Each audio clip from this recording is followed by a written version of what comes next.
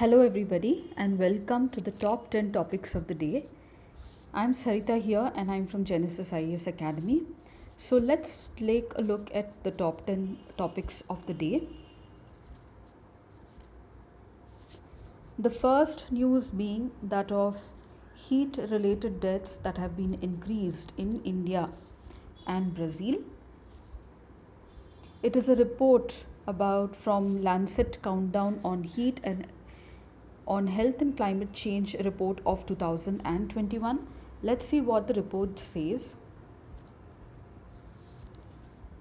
It says that 3.4 lakh people above the age of 65 years died due to heat related deaths, and this is more than 80.6% of the 2005 average.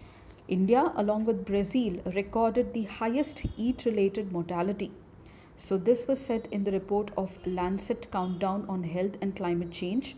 It says that in 2020, 20% of the globe's surface was affected with drought, and this value is 7% higher between 1950 and 1999 when it was just 13%. So, we can see that global warming related impact of drought has increased the drought prone area to 20% of the global surface. It further goes on to say that rising temperature will affect the productivity.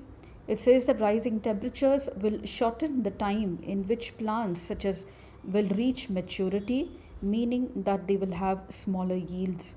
Maize has seen a 6% decrease in the crop yield potential, wheat a 3% decrease, and rice a 1.8% decrease compared to 1981 and 2010 levels. So, the rising temperatures affect productivity in the following ways. It will decrease the hours of work which is lost due to heat related impact on human beings. It will shorten the time when the plants reach maturity. It will increase in transpiration. It will increase in evaporation from the oceans and the water bodies, increasing salinization and therefore impacting the fisheries, the phytoplankton, and also the coral reefs. This will also lead to decrease in agriculture productivity, and also the seasonal changes will be experienced. Let me tell you that recently the IPCC has released the assessment report 6, in which it gave a code red to the nations, asking them to act fast on decreasing the amount of carbon in the atmosphere and moving on to greener energy and greener technologies. So, this topic is very important from the global warming or the climate change related impact which you can see in heating and heat related deaths, and also there has been news with increase in the number of heat waves in India.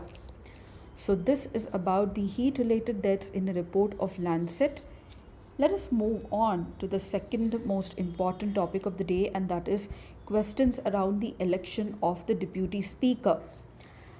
So, this office has been in news because even the Lok Sabha does not have the office of a deputy speaker, and recently the opposition has been criticizing the government for not appointing the deputy speaker.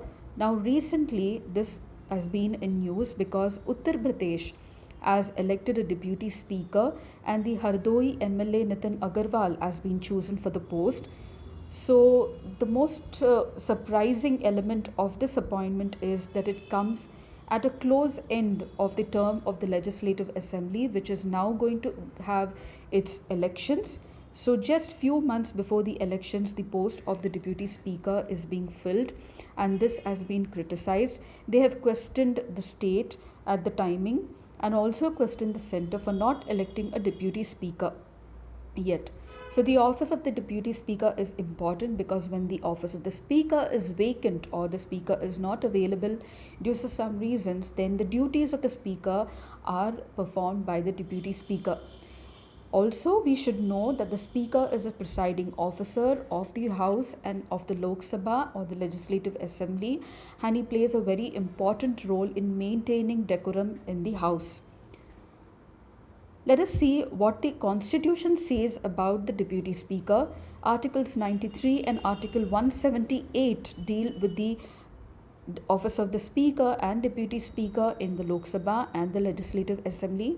Article 93 says that the House of People shall, as soon as possible may be, it is as soon as may be, choose two members of the House to be respectively as Speaker and Deputy Speaker, and as often as the office of the Speaker and Deputy Speaker becomes vacant, the House shall choose another member to be as Speaker and Deputy Speaker. The same Article 178 deals with a similar office at the Legislative Assembly. So generally, the practice in the Lok Sabha and the state legislative assemblies is that they elect the speaker during the first session of the new house, usually on the third day after oath taking and affirmations take place in the first 2 days. Moving forward.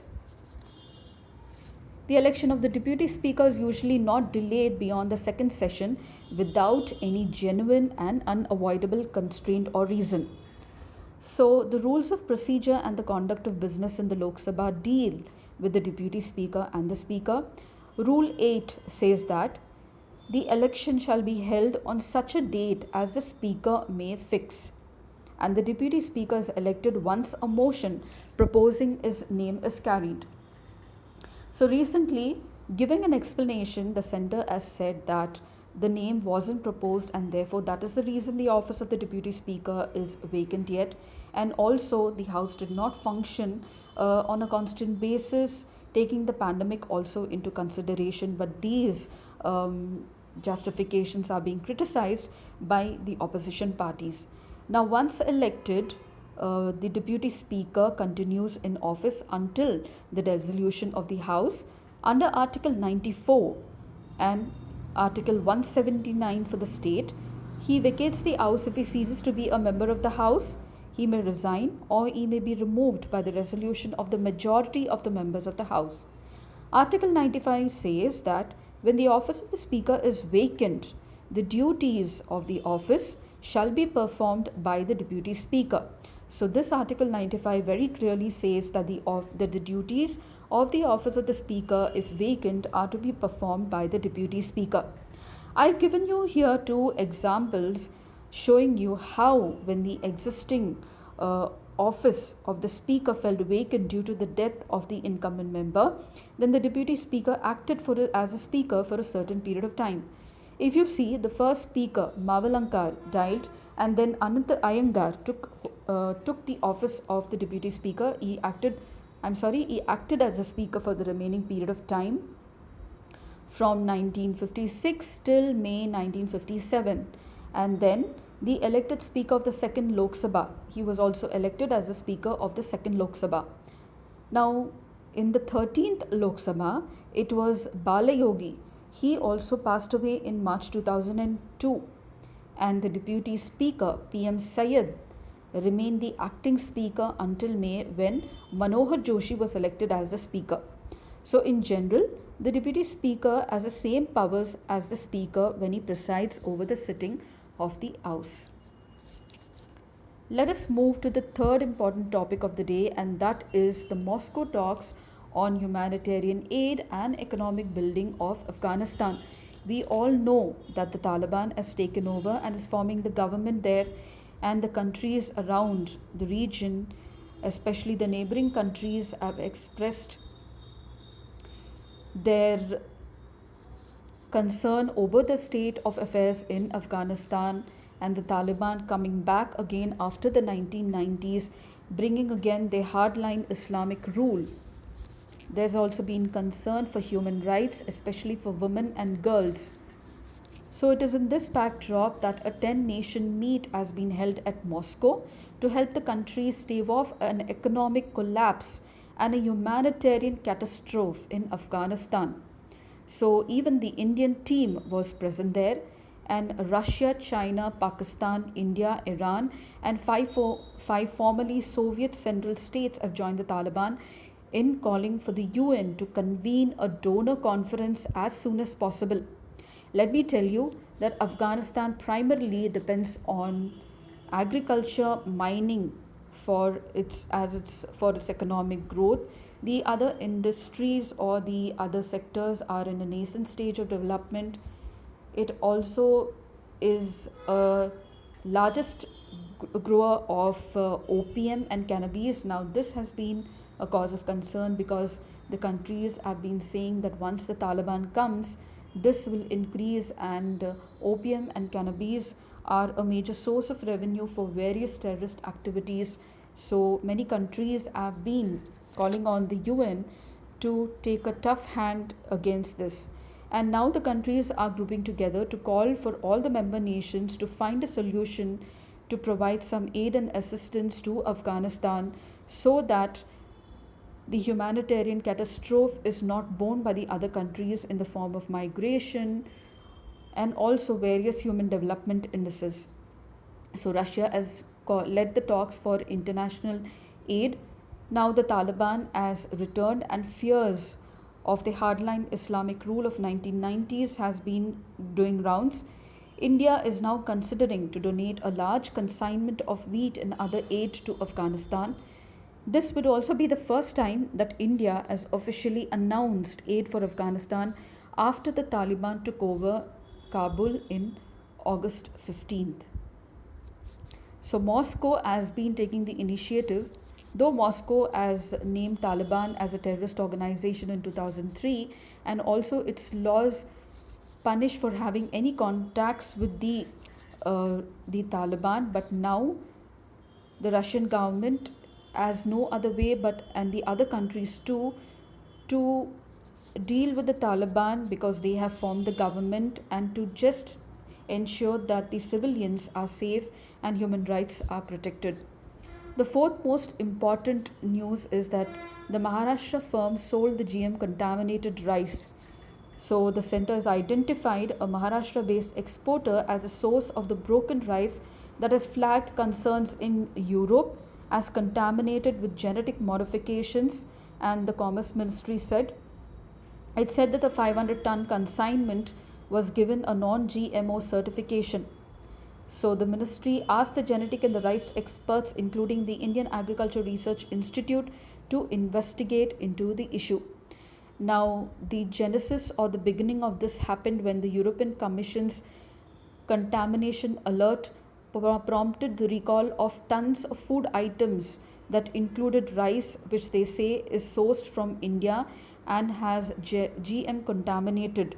So now India fears that almost 65,000 crore worth annual rice exports to this region could be hurt by these allegations.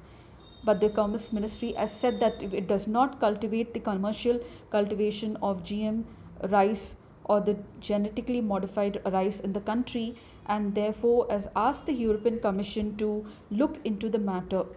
It has also said that it's asked the Genetic Engineering Approval Committee and also the Indian Agriculture Research Institute to investigate.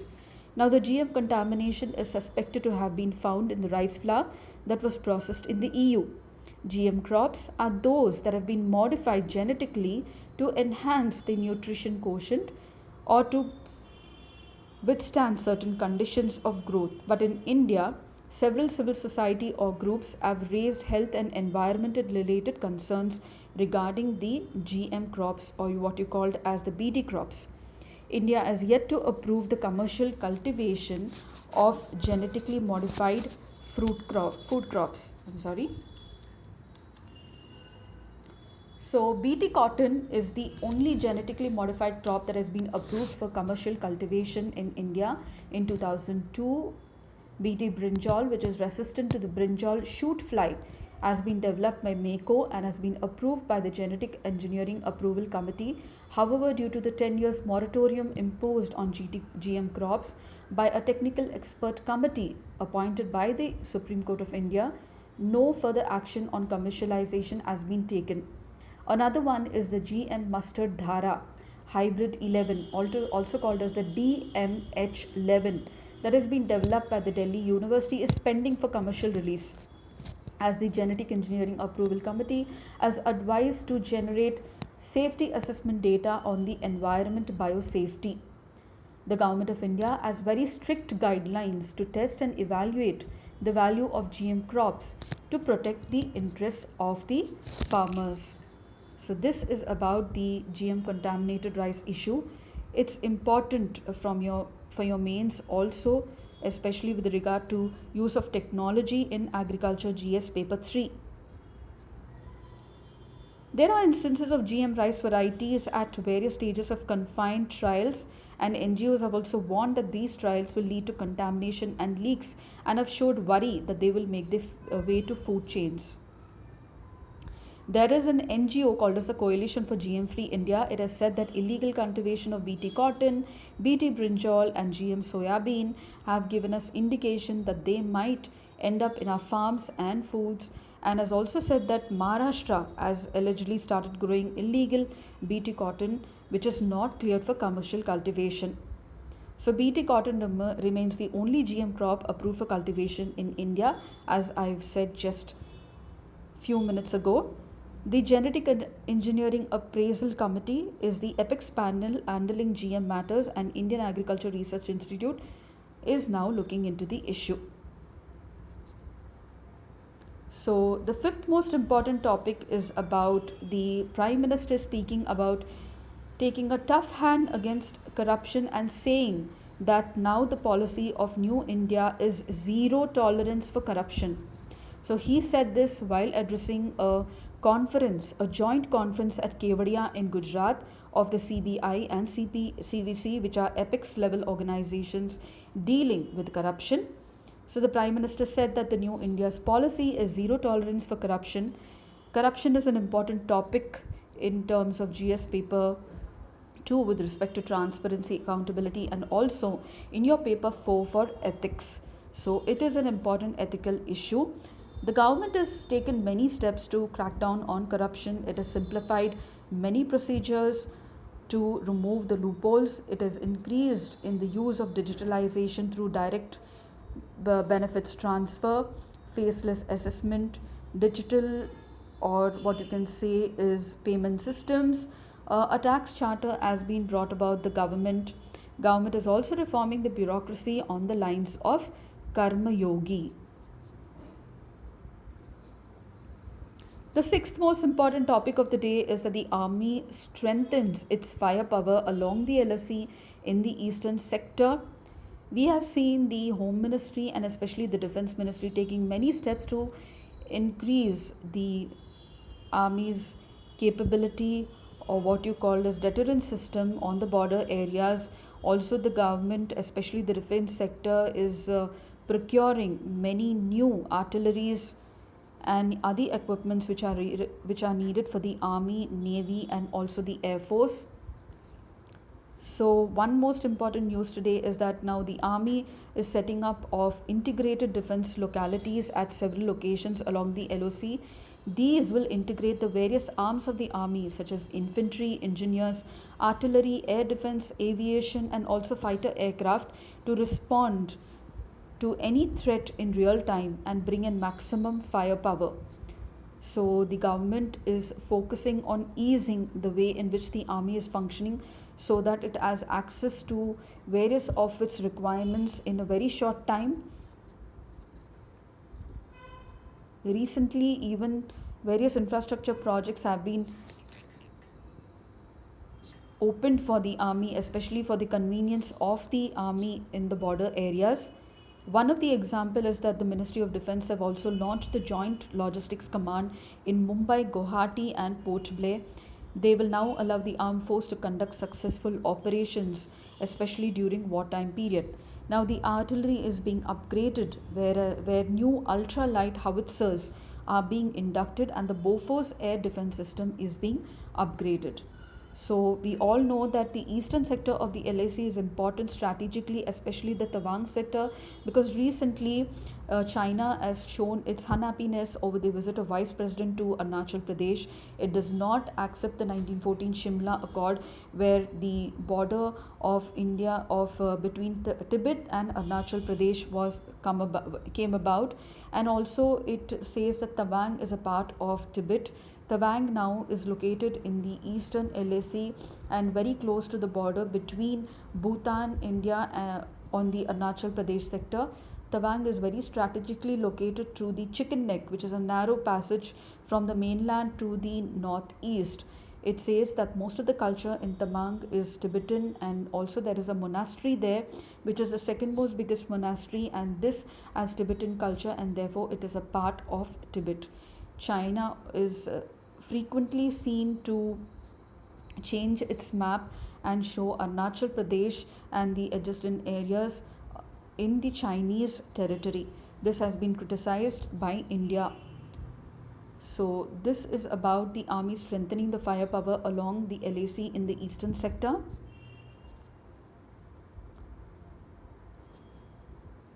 The seventh most important news related to something which is an outcome of the pandemic, or one of the most important social issue, which is the which has been impacted by the pandemic time, is the rise in child sexual abuse online report. This has been a cause of concern since long.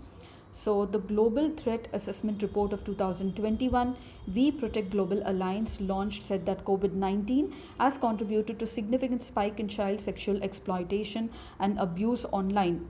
The findings show that in the past 2 years, especially during the COVID 19, the report of child sexual exploitation and abuse has reached the highest level. The rise in child generated sexual material is also another trend that challenges the existing response. So, the National Center for Missing and Exploited Children indicated a 106% increase in reports of suspected child sexual exploitation. In India, the National Crime Records Bureau has said that the number of child pornography complaints lodged at the National Cybercrime Reporting Portal from March 2020 to September 2020 is 13,244. So, this is a cause of concern. This is an important ethical issue. Let us see what are the steps taken by the government. Now, helplines are being operated by the National Human Rights Commission, National Commission for Protection of Child Rights, National Commission for Women, 1023 fast track special courts for expeditious trial and disposal of cases related to rape, and POSCO Act, government's Twitter handle, Cyber Dost, conducting cyber awareness programs in different cities, radio spots or jingles on FM radio, publishing of handbook for adolescents and students, and introduction of a chapter on cybersecurity in CBSE syllabus. These are being taken up. Now, this news calls for prioritizing of preventing activities against abuse, creating a safe online environment for the children, beside calling on all with a role to protect the children, education in school about touch especially, and keeping away from strangers. Parents should be counseled to be friendly to the children so that the children share everything with them and the parents know what is happening so that they can take the appropriate action. The eighth important news is related to the economy, that is, the high oil prices will sap global recovery. Now, this was said by the Prime Minister and also the Minister for Petroleum at the recently held India Energy Forum by the Serra Week. So, Prime Minister urged the global oil and gas giants to come and explore in India, as the government has brought in various reforms in the oil and gas sector. The centre wants to make India Atmanirbhar, or self-reliant in oil and gas. Now, oil prices internationally that rise impact India immediately, because India is dependent on the imports of oil for 85% of its needs, and also which is two-thirds. The government has flagged the oil rise concern to Saudi Arabia, UAE, Kuwait, Qatar, US, Russia, Bahrain. Now, even though there is a slight increase in the oil prices internationally, the prices rocket in our country. That is because of the high amount of central taxes, cess, state taxes, and dealers' commission. Economic analysis have said that the states and the center need to reduce the taxes, and to improve the tax collection, they have to improve and increase the tax coverage, along with bringing more economic activities under the taxation system, and also improving the compliance base. There is demand that the taxes on the prices on fuel be under the GST regime, so that the taxes do not escalate and they can be brought under the highest bar of the GST. UAE has assured India, on the other hand, that it will cater to the needs of the country and it will invest across the energy supply chain to remain a reliable energy provider to India. There is also now the concern of the government is apart from the rising imports, now the government wants to bring in a balance between green energy and also conventional fuel. The government is looking at ethanol blending, which is being increased. The government is looking at solar power, wind power, and also electric vehicles. Hydrogen policy has been brought about. So various other considerations are doing rounds, but the matter is about implementation, which has to pick up pace. The ninth most important news today is that the panel is to finalize the report on data protection bill. Now, the personal data protection bill has been delayed, and this has been delayed because there is a change in the composition of the Joint Select Committee, which is considering the bill, and it is in the final stages of preparing a report. The panel has been reconstituted after its former chairman, Meenakshi Lekhi, became a member of the Council of Ministers. The bill has been discussed since December 2019, and now the chairman of the Joint Select Committee is P.P. Chowdhury. So the Supreme Court declared that privacy was a part of the fundamental right under Article 21 through a judgment delivered in 2017, and in 2018 the Supreme Court asked the centre to bring out a robust data protection regime. The centre then constituted an experts data protection committee called as the B.N. Sri Krishna panel, submitted its report in July 2018. The centre then tabled the personal data protection bill after the cabinet cleared a fresh legislation based on the Justice Sri Krishna's panel recommendation. Now the bill has gone to the Joint Select Committee. So because of the change in composition of the Joint Select Committee, the bill is being delayed. Let us just have a rough idea of what the provisions of the bill are so that we have a fast revision. Now, the bill seeks to provide the protection of personal data of individuals and establishes a data protection authority for the same. It also governs the processing of personal data by not only the government but also the companies and the foreign companies dealing with personal data of individuals. It lays down the obligation of data fiduciaries. Now, data fiduciaries are those persons who decide the means and the purpose of processing the personal data. It spells out certain rights of individuals with respect to personal data. It also lays down the grounds for processing of personal data. The bill defines social media intermediaries to enable online interaction between the users and allows for sharing of information. It governs transfer of data outside India. Sensitive personal data may be transferred outside India for processing if explicitly consented to by the individual and subjected to certain additional conditions. Now, the Data Protection Authority is being set up by the bill. The last topic of today is that it is about the Sakharov Prize, which is the highest award in human rights by the European Union. Now, it has been given to Navalny. He is an imprisoned Russian opposition leader, and he has been given this top European Union Human Rights Prize called as the Sakharov Prize. Now, this prize was set up in 1988 to honor the individuals and organizations defending human rights and fundamental freedom. The annual award is named in honor of the Soviet physicist and political descendant Andrei Sakharov, an advocate of civil liberties. The first recipients were Nelson Mandela and Anatoly Marchenko. So, Navalny has campaigned consistently against the corruption of Putin's regime, and through his social media accounts and political campaigns, he has exposed abuses and mobilized the support of millions of people across Russia. He was poisoned and thrown in jail. So this brings me to the end of the 10 most important topics of the day. Coming up with the 10 most important topics of tomorrow. Thank you. Until then.